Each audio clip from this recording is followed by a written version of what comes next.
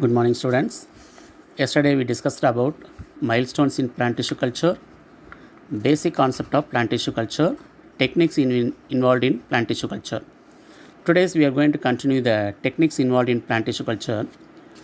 Yesterday we studied about the sterilization, media preparation, culture condition. What do you mean by sterilization? The sterilization is the technique employed to get rid of microbes such as bacteria and fungi in the culture medium, vessels, and explants. The sterilization takes place in 4 steps: maintenance of aseptic environment, sterilization of culture room, sterilization of nutrient media, sterilization of explants, then media preparation. For the plant tissue culture, we can use different types of medium. Here we study about the MS medium, white medium, niche medium, B5 medium. The next for culture condition. For the pH medium, adjusted between 5.6 to 6 for best result of tissue culture. Next, temperature. We are going to maintain the temperature about 25 plus or minus 2 degrees Celsius for the optimal growth in the tissue culture. Then humidity and light intensity, aeration. So today we are going to continue the basic techniques involved in plant tissue culture. So what are the steps involved in plant tissue culture? Sterilization, media preparation, culture condition, induction of callus, embryogenesis, and hardening. Now we are going to discuss about induction of callus. The explant of 1 to 2 centimeter sterile segment. What do you mean by explant? We know about the part of the plant which involved in the plant tissue culture. It's going to sterile. It's nothing but microbes free condition is called as sterilization. The sterile segment selected from leaf, stem, leaf or tuber is inoculated. The inoculated is also known as inoculation. What do you mean inoculation? The transferring the explant to sterile glass tube containing nutrient medium. So the inoculation is only done by the aseptic condition. Here we can see the one video for inoculation.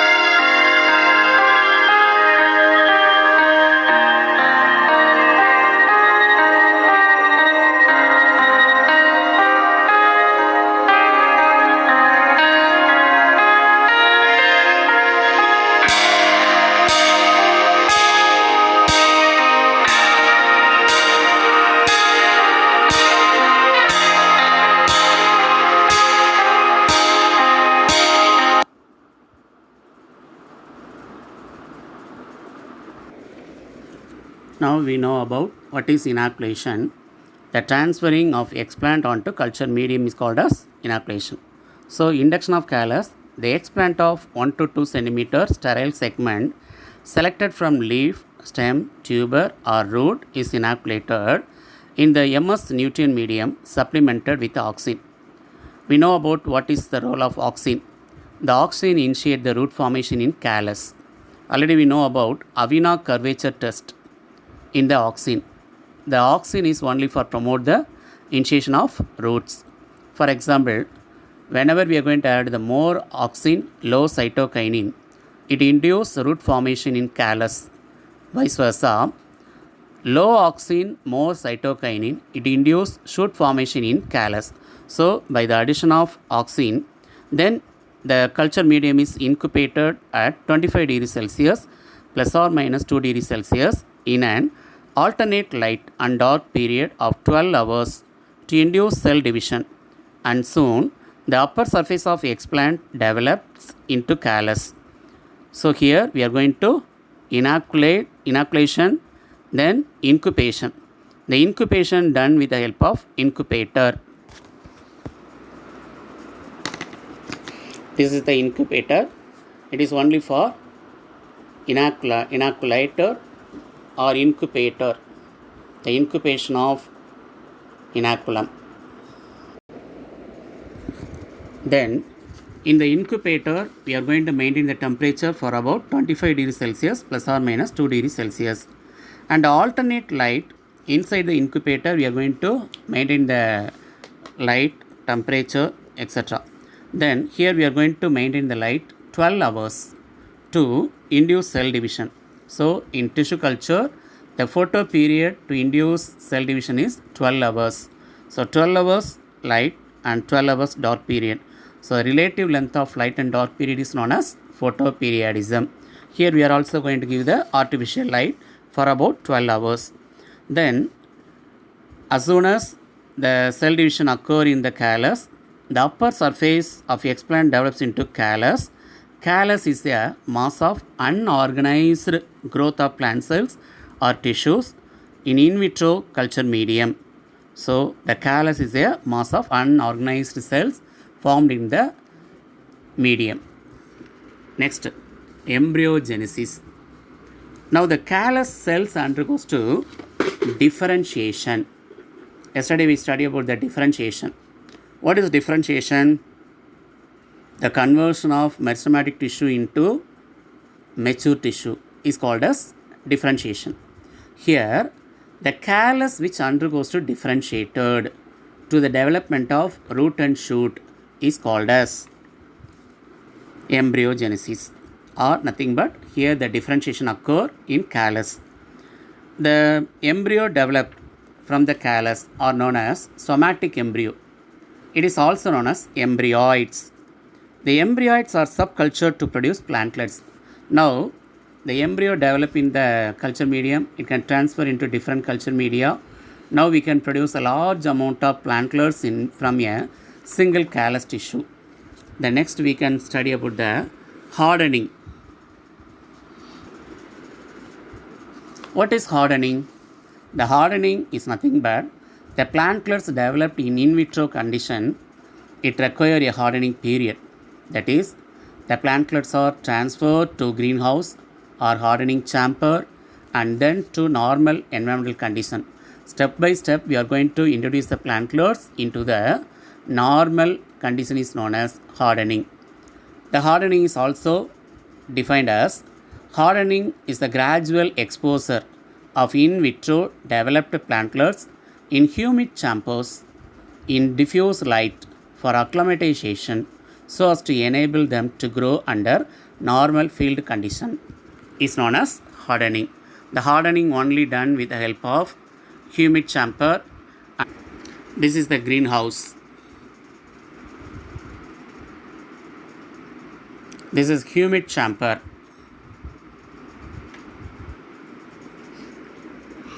So hardening is the gradual exposure of in vitro developed plantlets in humid chambers in diffuse light, or acclimatization. What is acclimatization? Whenever we are going to transfer the plant into normal environmental condition, it can adapt their environment. That adaptation with the environment is known as acclimatization, so as to enable them to grow under normal field condition.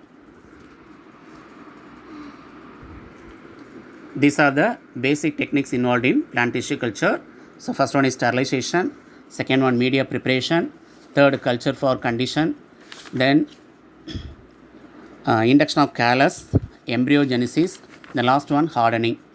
So the callus which are formed from the media, it undergoes to differentiated and then it going to produce the plantlets. Then finally we are going to harvest as well as a young new plant which are needed for the new environmental condition. Next we are going to discuss about types of plant tissue culture. Based on the explant, whatever we are going to choose for the plant tissue culture is called as explant. Here based on the explant, some of the plant tissue culture types are organ culture, meristem culture, protoplast culture, cell culture. First one is the organ culture. The culture of embryos, anthers, ovaries, roots, shoots or other organs of plants on culture media is known as organ culture. So each and every culture, organ culture, meristem culture, protoplast culture, cell culture, we must follow the basic techniques, whatever we studied, from the sterilization to hardening, we must follow for the step by manner. So next one, we are going to discuss about meristem culture. What is meristem culture? The culture of any plant meristematic tissue on culture media. Already we know about there are three types of meristem: apical meristem, intercalary meristem, lateral meristem. Apical meristem found in the root and shoot tip, intercalary meristem found in the nodal region, then lateral meristem found in the longitudinal axis of the root and stem. So we can select the meristematic tissue. Most we can choose apical shoot meristem culture is only for disease-free plants production. So meristem culture we only or mostly used apical shoot meristem culture. In this diagram, we are going to study about the meristem culture. The older leaves are removed from a cutting of carnation. So older leaves are removed from a cutting of carnation. The young leaves which are found in that root shoot tip. Now below the young leaf, we can find out the older leaf. It can removed. Then next step, the shoot tip with growing tip after removal of enclosing leaves. So we can find out the small leaves which are also close to the apical tip. Then magnified view of shoot tip after removal of larger leaves. So now we can observe the tip of the shoot. Now it is transferred to the culture media. From the culture media, it developed the callus. From the callus, we can develop into a young plantlets. So this is only for meristem culture. The meristem culture is widely used for disease-free or resistant plants. Virus-free plants are produced through the apical meristem culture. Virus-free plants are produced by the apical meristem culture. Now we are going to discuss about protoplast culture. We know about what is protoplast. Protoplast are living cell in the living substance of the cell. So protoplast are cells without a cell wall. So we know about the plant cell contain outer cell wall, inner to cell wall the cell membrane. Cell membrane is a bounded, or here the cell membrane or plasma membrane bounded structure is known as protoplast. Using protoplast, it is possible to regenerate whole plants from single cell and also develop somatic hybrids. So here the protoplast also having the capacity of totipotency. So what is totipotency? Any living plant cell which can develop into entire plant from the single cell. So the inherent potential of any living plant cell to develop into entire plant is called as totipotency. So protoplast is also said to be totipotent. Now the steps involved in protoplast culture, here we are going to find out the 4 steps: isolation of protoplast, fusion of protoplast, culture of protoplast, selection of somatic hybrid cells. So today we are going to discuss about isolation of protoplast. How we are going to isolate the protoplast from the explant. The small bits of plant tissue like leaf tissue are used for isolation of protoplast. The leaf tissue is immersed in 0.5% macerozyme and 2% cellulase enzyme dissolved in 13% sorbitol or mannitol, and pH will be 5.4. So now we are going to prepare a enzyme mixture for isolation of protoplast. The enzyme mixture is 0.5% macerozyme, 2% of cellulase enzyme, 13% of sorbitol or mannitol, and the pH of the enzyme mixture is 5.4. It is then incubated overnight at 25 degrees Celsius. After a gentle de-icing of cells, protoplasts are obtained, and these are then transferred to 20% sucrose solution to retain their viability. So here the 20% solution is also referred to the hypertonic, hypotonic and isotonic we know about. It is also called as isotonic solution because after we are going to keep the isotonic solution, there is no further shrinking of protoplast or by means of the damage of protoplast can be prevented by using of isotonic solution. They can then centrifuge to get pure protoplast as different from debris of cell walls. Then the enzyme mixture or the sucrose solution which are undergoes to then centrifuge for getting the pure protoplast. Now we are going to followed by fusion of protoplast. It is done through the use of suitable fusogen. So whenever we are going to keep the protoplast in the isotonic solution, example 20% sucrose solution, automatically it can fuse. Otherwise, we are going to use fusogenic agent called PEG, polyethylene glycol. So this is the important one. The polyethylene glycol is a fusogenic agent. The isolated protoplasts are incubated in 25 to 30% concentration PEG with the calcium ions.